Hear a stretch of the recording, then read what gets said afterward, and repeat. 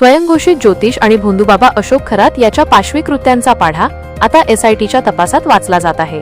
अशोक खरातचे एक कारनामे समोर येऊ लागले आहेत। एसआयटीच्या तपासात अशोक खरात महिलांचे लैंगिक शोषण कसे करायचा याची मोड्स ऑपरेटिव्ह समोर आली आहे। पीडित महिलांना आपल्या जाळ्यात ओढण्यासाठी तो एका विशिष्ट प्रकारचे खारट पाणी आणि पेढ्यांचा वापर करत होता, ज्याचा तपास आता पोलीस यंत्रणा करत आहे। खरातचा हा प्रसाद खाताच महिला त्याच्या सूचनांचं पालन करत असे। एसआयटीने न्यायालयात सादर केलेल्या माहितीनुसार खरात आपल्या केबिनमध्ये येणाऱ्या महिलांना काहीतरी द्रव पदार्थ प्यायला द्यायचा आणि पेढा खायला लावायचा। हे पदार्थ सेवन केल्यानंतर अवघ्या काही वेळातच महिलांना मळमळणे, डोके गरगरणे किंवा डोके जड होण्यासारखे प्रकार घडत होते।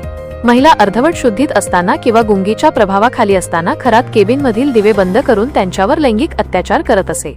या पदार्थांच्या प्रभावामुळे पीडित महिला पूर्णपणे खरातच्या इशाऱ्यावर चालत असत। या प्रकरणातील सर्वात मोठे गूढ म्हणजे खरात महिलांना जे खारट किंवा कडवट चवीचे औषध द्यायचा, त्यात नेमके कोणते घटक होते, तसेच त्या पेढ्यांमध्ये गुंगी आणणारे कोणते रसायन मिसळले जायचे, या प्रश्नांची उत्तरे शोधणे अद्याप बाकी आहे।